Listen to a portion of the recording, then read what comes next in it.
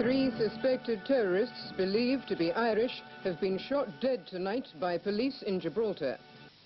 Good evening. In the past hour, police in Gibraltar have said 3 people who they describe as suspected Irish terrorists have been shot dead. A spokesman for the governor of the British colony said the operation was still going on.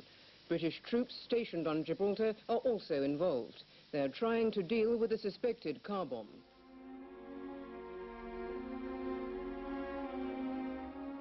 They put their hands up when they saw these men with the guns in their hands, but they couldn't say anything. There was no interchange of words. It was just shots. Once they dropped down, one of the men, this man who still had the gun in his hand, carried on shooting. He bent down and carried on shooting at their heads. The man on the ground was lying on his back. The man standing over this man had his foot on the man's chest. I then saw the gunman point his gun deliberately at the man that was lying on the floor and fire 2 or 3 times into him at point-blank range. 3 young people brutally executed in the streets of Gibraltar. What brought them to die there? What led them to be prepared to risk their lives? What motivated them to take such risks and sacrifice so much?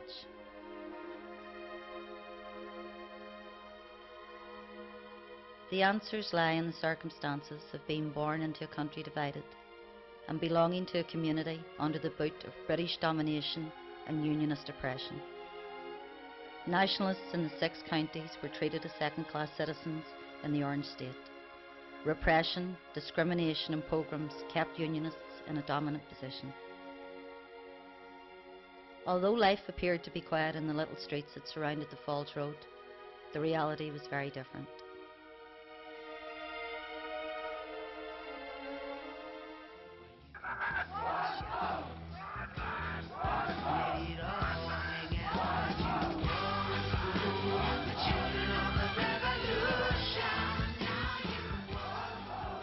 In 1969, a student-inspired campaign for civil rights gripped the northern statehood.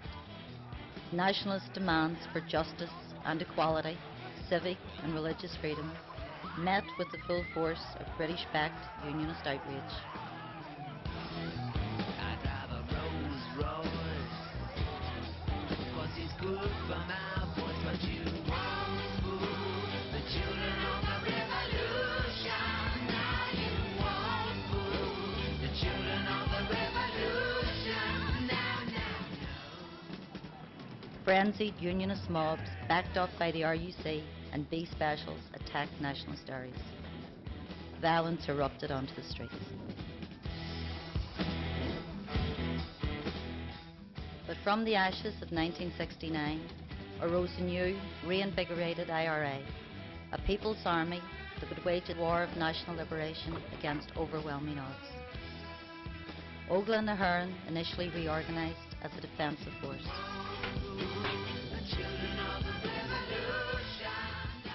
Once again, British troops were deployed onto the streets, and it became apparent that their role was to prop up the Unionist regime.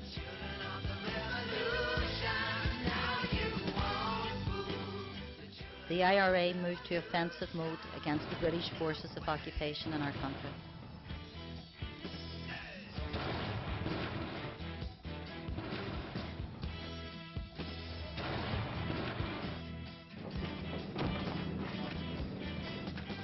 Dawn swoops on the 9th of August 1971 heralded the reintroduction of internment.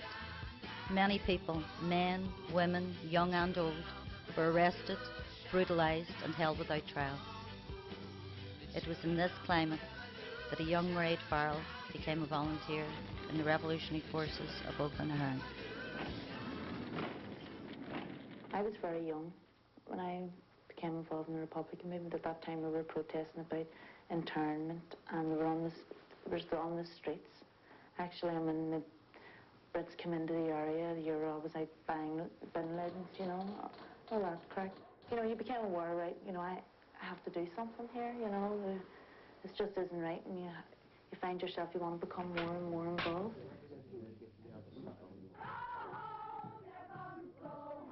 In a swell of popular resistance, people took to the streets.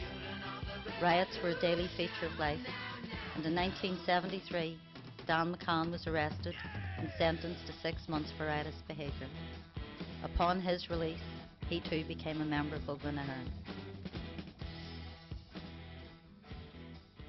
Britain devised new strategies to crush the resistance. They tried to criminalise our liberation struggle. Republican protesting prisoners refused to be broken. Refusing to wear a criminal's uniform, they were kept in 24-hour lockup with only a blanket to cover them.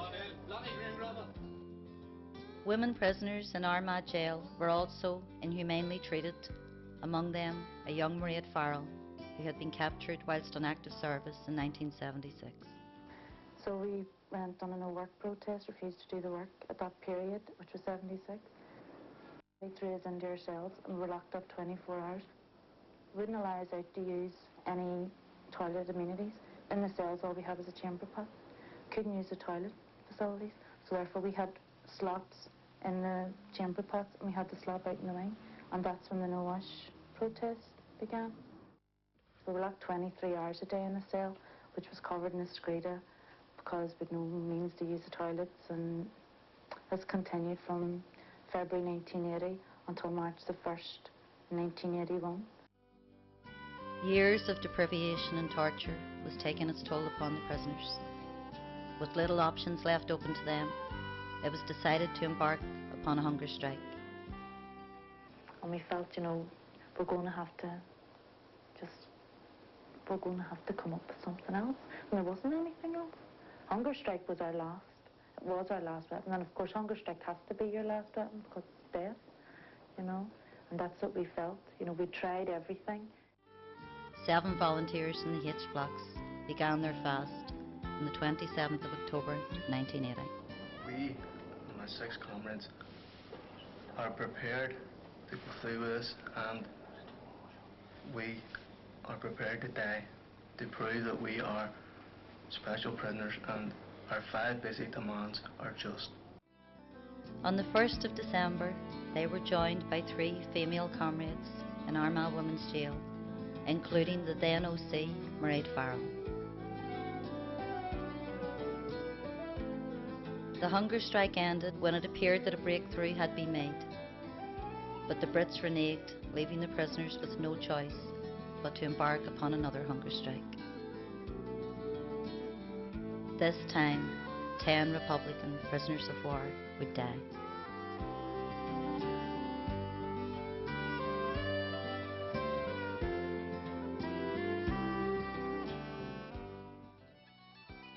During the hunger strike period, many more young people became involved in the IRA. It was during this period, at the age of only 17, that Sean Savage enlisted in the ranks of Ulster. Republicanism was gaining in strength. Electoral opportunities were now being exploited by Sinn Féin, and the growing sophistication and ingenuity of the IRA continued with daring attacks and spectacular prison breaks.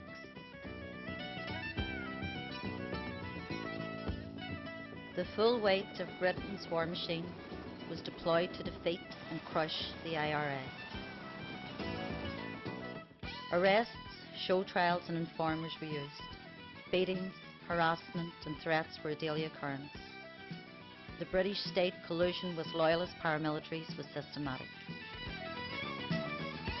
Shoot-to-kill operations were the norm. Thatcher's counterinsurgency policy became increasingly more vicious. The IRA began operating against British military targets throughout Europe.